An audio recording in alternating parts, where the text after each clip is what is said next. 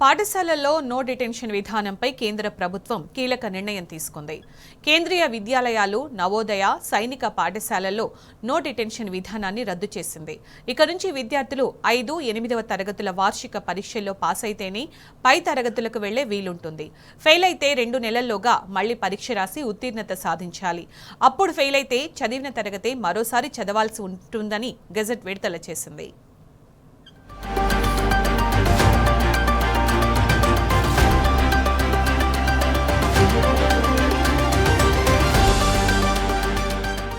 పాఠశాల విద్యలో no detention విధానాన్ని రద్దు చేస్తున్నట్లు కేంద్రం ప్రకటించింది.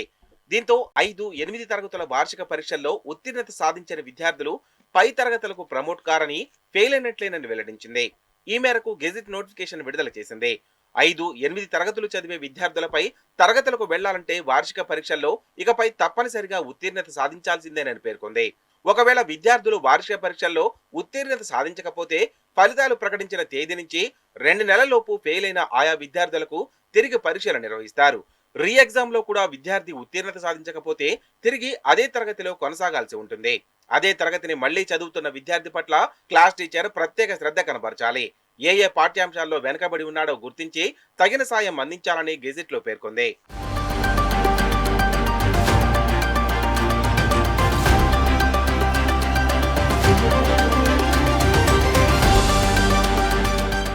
నో డిటెన్షన్ విధానాన్ని రద్దు చేస్తున్నట్లు కేంద్రం ప్రకటించడంతో కేంద్ర ప్రభుత్వ పరిధిలోని దాదాపు 3,000 పాఠశాలల్లో తాజా నిబంధన అమల్లోకి రానుంది.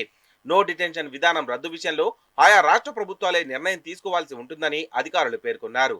హర్యానా, పుదుచ్చేరి ఈ విషయంలో ఎలాంటి నిర్ణయం తీసుకోలేదని తెలిపారు.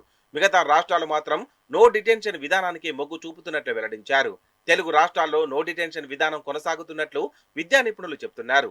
గతంలో ఏ రాష్ట్రాలు రద్దు చేశాయంటే విద్యా హక్కు చట్టం 2019కి చేసిన సవరణల ప్రకారం దాదాపు 16 రాష్ట్రాలు, ఢిల్లీ సహా 2 యూటీలు 5, 8వ తరగతులను ఇప్పటికే నో డిటెన్షన్ విధానాన్ని రద్దు చేశాయి. తాజాగా కేంద్రం కూడా ఈ విధానాన్ని రద్దు చేసింది.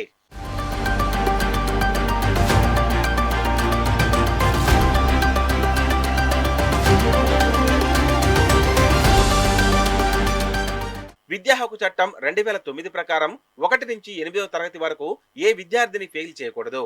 వార్షిక పరీక్షల్లో విద్యార్థి అనుకున్న ప్రతిభ సాధించినప్పటికీ పై తరగతులకు ప్రమోట్ చేయాల్సిందే. దీన్నే నో డిటెన్షన్ విధానంగా పిలుస్తారు. అయితే 2019లో ఆర్టీఈలో చేసిన సవరణల్లో నో డిటెన్షన్ విధానాన్ని రద్దు చేస్తున్నట్టు ప్రకటించారు. అయితే పాఠశాల విద్యా రాష్ట్ర జాబితాలోని అంశం కనుక ఆయా రాష్ట్ర ప్రభుత్వాలు నో డిటెన్షన్ విధానంపై నచ్చిన విధంగా ముందుకు వెళ్లొచ్చని సూచించారు.